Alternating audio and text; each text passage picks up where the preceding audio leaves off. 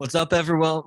Excuse me. What's up, everyone? Welcome to another episode of the Conscious Currency Podcast, where we help music creators make an income while making an impact. All right, let's get into it. Today, we have a very special guest, a very good friend of mine. He was just telling me he just got done 3/4 away with his music. Was it music like intensive school? It's the SAE Institute. You might have heard of it. He just got some incredible praise, and he's been making some incredible beats and just incredible songs in general. He's a rapper, producer, and now mix and master engineer and recording engineer. So give it up for my man, Maxamill. Yo, Alex, bro, I appreciate you. So happy to Absolutely. be a part of the podcast and to be able to chop it up with you. Pardon the background. This is my home studio. Oh no, I mean that's what we're looking for. Just raw, speak your truth stuff, bro. So I you got the vocal shield in the background. Yeah, the vocal shield. I got a shout out to Fourth Disciple from the Wu-Tang Clan. He put me up on GIK acoustics, and that's like the bass straps that you see. Like above me is that cloud. Oh, okay. So it's fairly soundproof, like I'm at SAE Manhattan, like you go into like any of the live rooms and they have these doors that are like 1,000 pounds, it's like three people got to pull together to close the door. Like, it's really well insulated and soundproofed at SAE. So, it's close. I'm getting there. Damn, that's awesome. I mean, work in progress as always. And you were Working just for- telling me like you got to learn every day and just yeah, we were just talking about how in karate you always got to just every day is a white belt. Like even if you're teaching, you always just like fresh start. Like yeah, which is awesome. But also Keep I you want to humble too. absolutely humility is everything in this game. It keeps you humble. So, like I'll mention it again. You could be the grand master, the highest level, ninth degree, 10th degree black belt. You've been doing this 50, 60 years. You teach masters on masters and masters, but instead of having this ego that says, I don't have to do anything anymore because I'm the grand master, it's the opposite. It's the humility to say, every day I'm a white belt and I'm just going to learn something new every single day.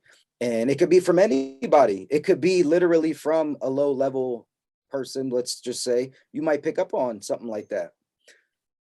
Or it could be from Absolutely. like one of the other masters, or maybe a mentor or a colleague. You could always never stop learning. That's the key.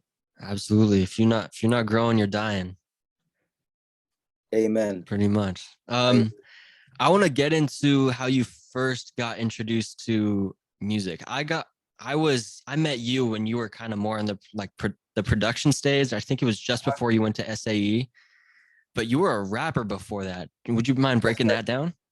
No, not at all. I was just having this conversation too. Believe it or not, I'm 40 years old. I was born in 1982, and this year marks my 30th anniversary of writing rhymes. I was 10 years old when I was writing rhymes. It was Wow. 1992. We had just moved to Jersey. Long story short, I'm an army brat. So my pops and my mom's, they's both in the military. I was born on an army base. We moved around a whole bunch. And long story short, we moved to Jersey in 1989. And a year later, writing kind of like corny, cheesy raps, that a 10-year-old was writing. But that's when it started. And then to move the story a little bit forward, maybe like 5 or 6 years go by. I'm in a rap group. I'm in high school. Shout out to my boy. He passed away. His name is James Best, aka Scribe Rider. Me and Scribe, we was in the same rap group with my boy Greg Perry. Shout out to Greg and my cousin Devon. And the four of us, we was in a rap group called NFE, and it stood for Newfound Elements. So, like I was telling my homie Jay Wells, like when I was in high school, I was the only known ninth grader to rap. Wow. And I was rapping with like the 10th, 11th, and the 12th graders. We would go to studio sessions, me and my crew.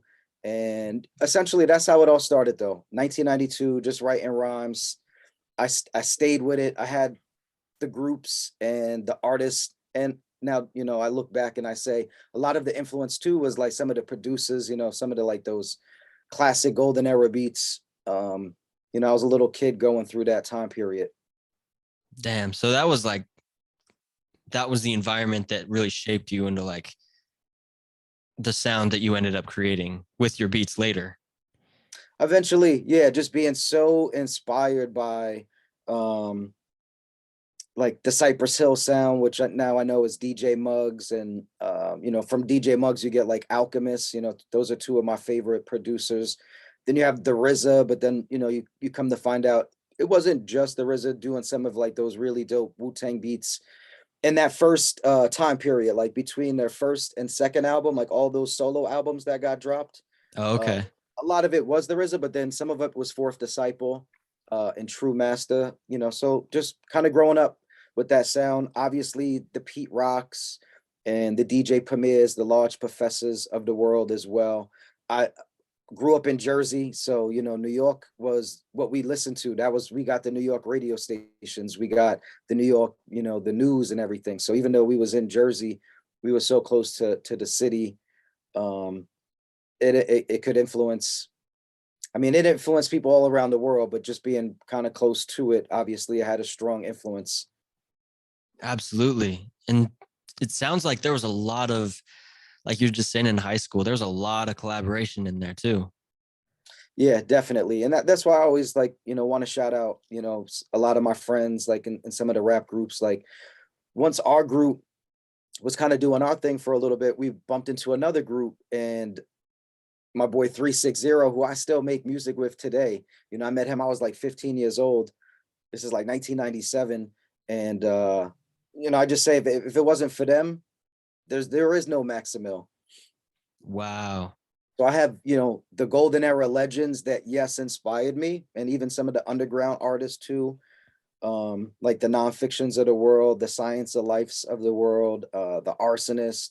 Those were artists that definitely, like as I was kind of ending high school, that's what I was listening to more so than maybe some of like the mainstream music. But then I also had local homies and friends that also rap. They was making beats, and that also exposed me to eventually getting to the point where like now I got a home studio, I'm engineering now. I kind of just like stayed progressing, I guess you could say. Yeah, just got progressing more and more into like the engineering space. That's really interesting because that seems to be a pattern with a lot of people. Seems like most people that get into engineering were like musicians first and then they got into it. So that's just interesting how you carried on through that journey. Have you seen that pattern as well? Yeah, definitely. And I can just say, just to kind of like stay in the moment of like time that I am, like just graduating mod 3 from SAE. Our instructor is Dan Grigsby, and he exposed us to a lot of Alan Parsons. And if you don't know who Alan Parsons is, he's the engineer behind Pink Floyd, Dark Side of the Moon, and many of the Pink Floyd records, as well as many, many, many. But just watching him, because he interviews, famous drummers and guitarists, um, and that's what they all say. They started playing, and then, oh, if you move this knob, or oh, if you boost this, or you cut this, it gives you a certain sound. And oh, we could run it through reverb, or oh, we could run it through compression, and it gives you a certain sound. And yeah, definitely, I could definitely see artists or producers saying, you know what, let me just keep going down the engineer path, and then you can put your stamp on it too. It's like it's cool to like make a beat, but then it's, to me, even cooler to mix it, master it, have people saying, yo, I'm knocking it in my car, it's bumping, I got it in my ear pods, it's bumping, I'm listening to it on my laptop and it's knocking. Like, to me, yeah, I get a little bit more of a satisfaction from mixing and mastering now. And Wow. that's how it all started. A 10-year-old kid writing rhymes, and now, doing some high level engineering. Now you're getting props from one of the biggest names in the music industry. Yeah, shout out to Dan Grigsby. I hope to be teaching to Yeah, no that would doubt, be as they awesome. say at SAE. Yeah, I love it there, bro. It's great. What's it like there? Is it like a college, like an institution like that, or is it just like studios in every room? And It kind of is a little bit of a mixture because it's not a university, so there's not dorm rooms. Mhm. There's not a cafeteria, like a university cafeteria. We do have a cafeteria, there's like some vending machines and some tables you could even bring food from home. They got like a refrigerator, but it's a little bit of a mix. I would say it's almost like high school mixed with college. Um, but on the fifth floor, there's a combination of classrooms and then the studios. There's production suites that can be used. You could record in there. People chop up and cook up and make beats. We have a few studio rooms, the SSL being like the holy grail. They have Mhm. an O2R room, the Audient. We have a Neve. Um, yeah, yeah, yo. That's So, and those are, crazy. and those are available too, but it's also based per mod. Like for example, like mod one, you're not doing any of those studios that I mentioned. Mod two, you get to do the O2R and the Audient. And then mod three is the SSL, and then mod four is the Neve. Okay. Wow. So it's they transition you from like console to console, like just go up through the tiers. Which is it's good, because you only get 12 weeks. So if it's like, oh, here's like 5 consoles to learn, it could be overwhelming. But if it's Mhm. just one or two, you can walk out of there saying, you know what, I'm valid to, like, some of my friends, classmates, they went from recording, just kind of like what you see in the back with someone else hitting record, to now they can record other people. Wow. That's awesome. Good for them. That's like a whole nother that's like a whole nother stream of revenue for them too, if they really wanted. Yeah, I be trying to preach it, to anybody that listens. Absolutely. You can get money from selling beats. And here's something too that Dan Grisby was teaching us, and this is very informational. When you sell a beat, you should never sell it just outright. When it should be a non-lease. Just meaning this, like we were just saying this on our break. Someone could pay me $5 million for a beat, but I still own the beat. I still have 50% of the publishing, 50% of the mastership. It's just you can use the beat. Now, if someone pays a certain amount of money, I would do an exclusive, non-exclusive, just meaning I'll guarantee that no one else can rap on this beat. So like if a Kendrick or a J. Cole or a Drake is like, yo, can we rap on that beat? No. But I Mhm. still own the beat, because once we make the beat, whether it's on a keyboard or an MPC, you're writing music. And those are the people that get paid in this industry, are the writers. So we should never sell beats just like straight up, like, here you go. Because like the example is, maybe you sell a beat for $500, but then that artist gets it and then it goes viral. They got 3.5 million views on YouTube. They're getting royalty checks now from the streaming platforms. And you're like, yo, where's my money at? And they're like, bro, we gave you $500. Damn. That's true. Just do exclusive, non-exclusive almost. Just keep all Yeah, your I know, rights. kind of like it sounds like a oxymoron, but it's just knowing that you're just getting a lease beat. That's all it is. You're just leasing it from the whoever the producer is. You're just Mhm. leasing it from the producer, and then if you pay whatever maybe it's $500, maybe it's $50. I don't, it's everyone's different, but whatever that price is, then you can say, I'll just make sure no one else raps over this beat. It's now only for you to lease, if that makes sense. Yeah, that does. Does that you being an artist first and then a producer, does that make sense to you too? Like from It both does, yeah, aspects? and it does. It definitely does, yo. And I look back at all the people that hit record back in the day, and I'm just thinking like, yo, we should have been paying them just something. I'm not saying pay their mortgage, but everyone's got bills. So and it's a service at the end of the day. It's like if you want to do it and you can't do it on your own, then you have to find someone that can help you do it, and that typically comes with a price. Yeah, because I mean they had to put all the hours like you're doing right now to like learn what buttons are doing what, how compression works, how EQ, all that And then good even if you stuff. go to like, we're going to SAE and it's like $24,000, $25,000. But I'm just gonna give another example. Say you go to an audio engineering like conference, let's just say, or like where they're doing seminars and you have to pay for these seminars, right? And maybe you spend $2,000. When you come back, business minded, like I used to run a business. So business minded, I'm thinking, how do I get this money back? Like I Mm, just paid $2,000. I learned how to do compression. They taught us how to EQ. They taught us about bussing. I know how to, like, wouldn't you want to get your money back? And when I would go to seminars, that's what like these masters would say. You just spent $2,000 to come to this seminar. Now go recoup it. Like, what's your return on the investment? So that's what I'm trying to, get across to some of my classmates. We just spent $25,000. So once we graduate, how do we get all of it back? absolutely. And that's what I'm offering, like leasing out beats, tracking, um, mixing and mastering. Absolutely. And is there anything on like is there anything that you can do remotely other than mixing and mastering for other artists? Like have you encountered any other services that you'd be able to offer? Um, so outside of the music, like maybe like if it's not beats and arranging, then artwork and video content for social media. Oh, okay. Like you'll notice like sometimes like on my pages, I'll do it every once in a while, and it's gonna happen pretty soon because Jay Wells and we have an EP that's dropping. It's all tailored around the first and second Halloween, the John Carpenter Halloween movies, Oh wow. 1978 and 1981 or 82 respectively. Shout out But Jay Wells, by the way. That dude's awesome. shout out to Jay Wells. Yeah, we just signed Jay Wells to Illigan's Island. Um, Hell got some yeah. cool, maybe merch coming soon. I got milestones that I want to hit. So only 500 people follow me. Like maybe another 1,000.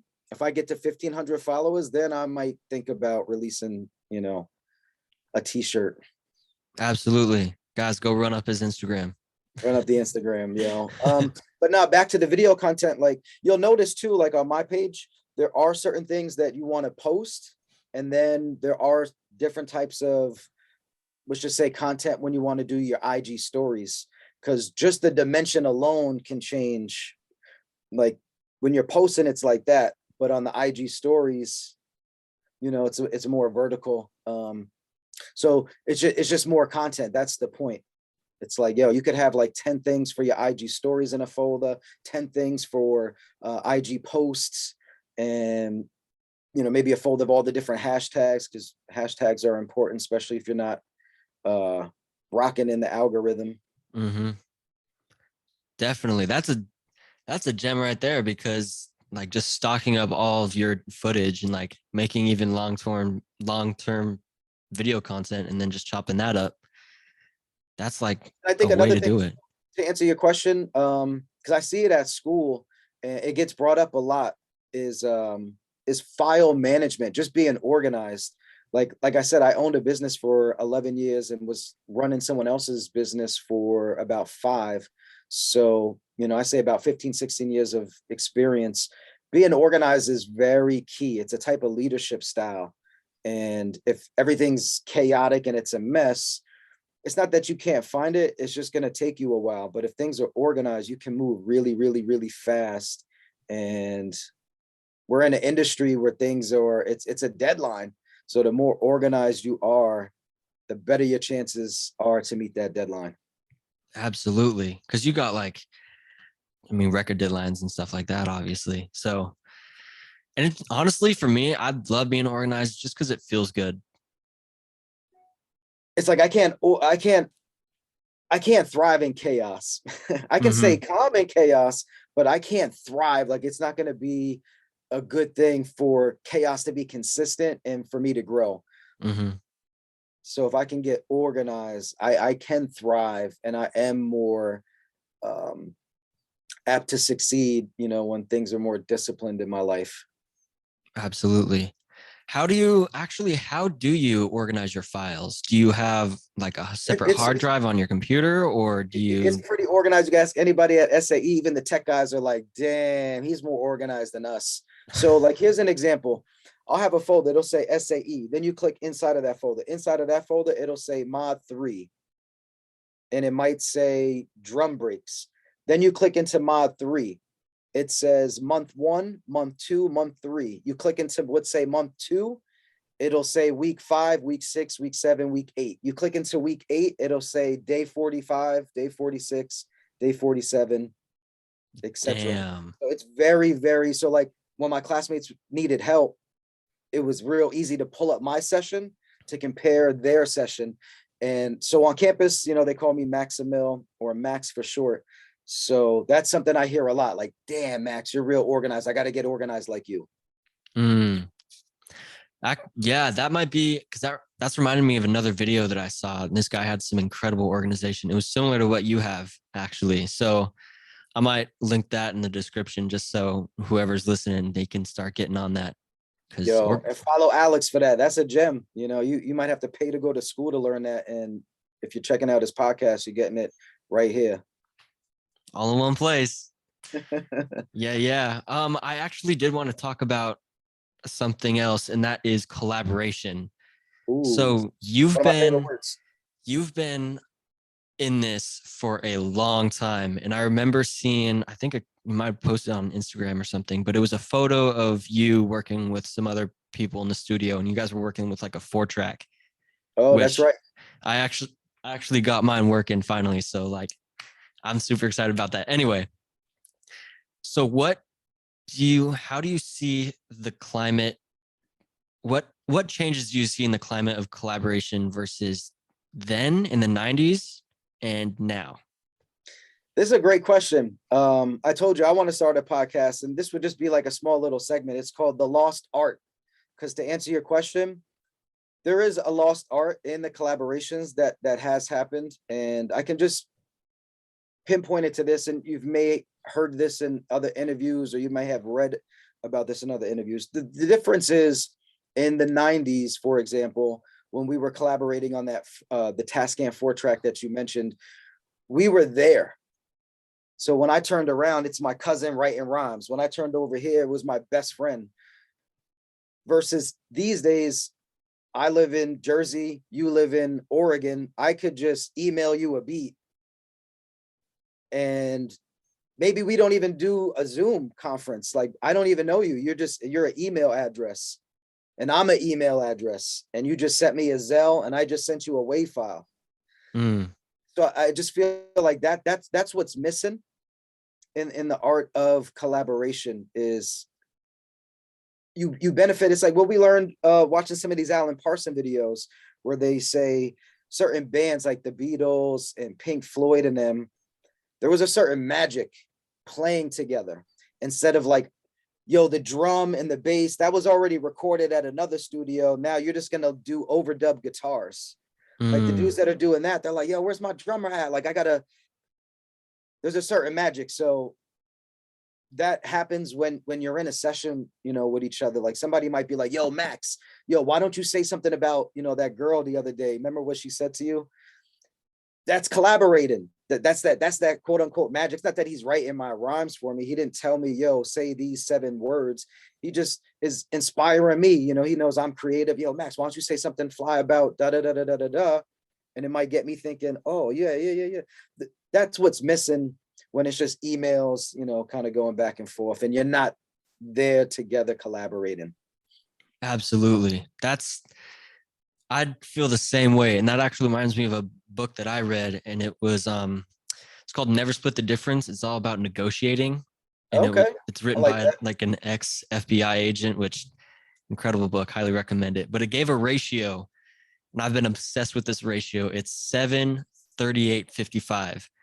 All human communication is 55% body language, 38% tone of voice and inflection, and then only 7% of all human communication is the actual words we use.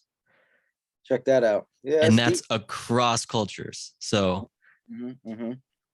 So this it's just interesting to hear you say that because I totally agree. It's different being in a space and you're making music together rather than just sending wave files back and forth. And then, just think about it too. Like, say me and you, for example, because we've worked on co-producing beats before. What Mhm. if you sent me something and I was just like, nah, something different, and then you sent me something else and I'm like, nah, and then we just do this like ping pong. Versus if me and you were in a session together, we could really fast get to what we want to create faster than we Absolutely. would just ping pong and emails back and forth, kind of like it's like closing your eyes trying to hit the bullseye. I like that. It's that I totally agree. And to that point, then on paper, it seems like the internet and social media and everything would help with collaboration. Like you're able to collaborate with people across the world. Absolutely. Yeah. I guess maybe the metaphor to use is it's a double-edged sword.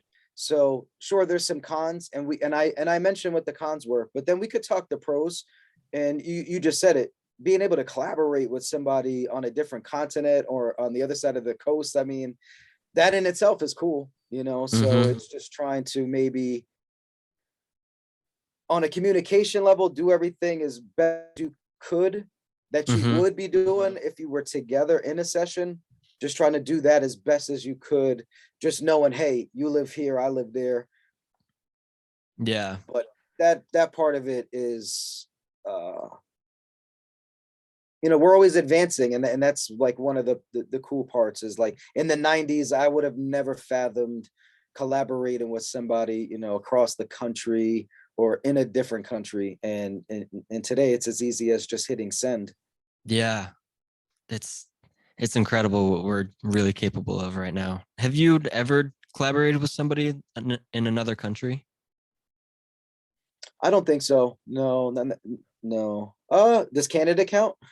Yeah, we'll count Canada. Okay, so shout out to the homie, God bless. He's in Canada. We've been collaborating recently, and he's on the west coast of Canada, Oh. over by like Vancouver. It's like British Columbia. Mm-hmm.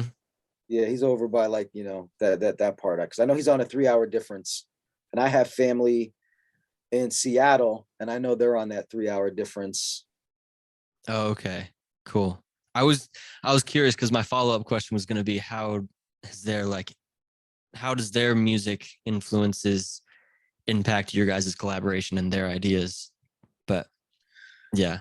I think for Bless and I'm not sure if that's so much of an issue, just because we're both around the same age. We both grew up listening to the same kind of music, so it's real easy to get on the same page. Okay. And then That's just cool.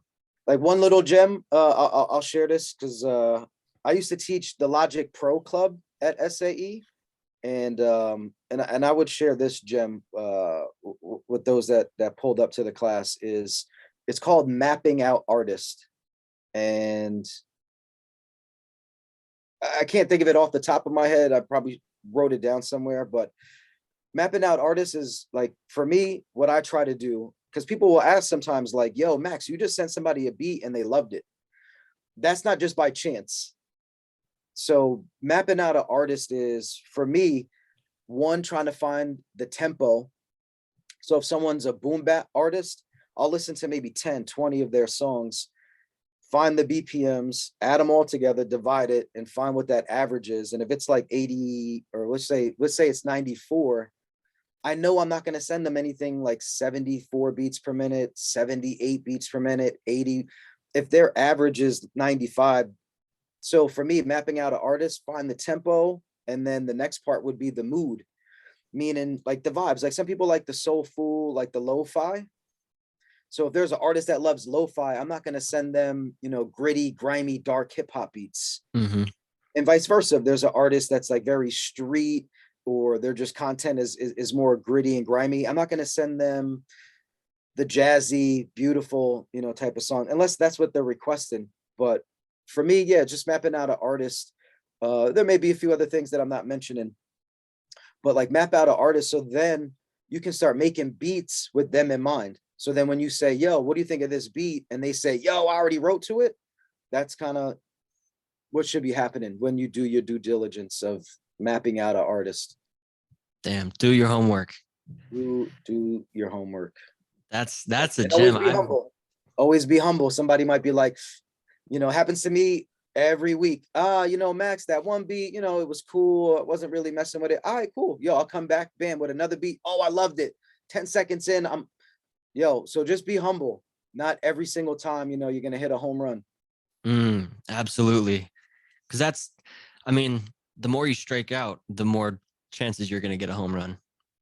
And if you're not making mistakes, then you're not trying. Absolutely. What was it? There was a quote that I heard that was like, a pro has made more mistakes than an amateur has ever tried. Yeah, that's it.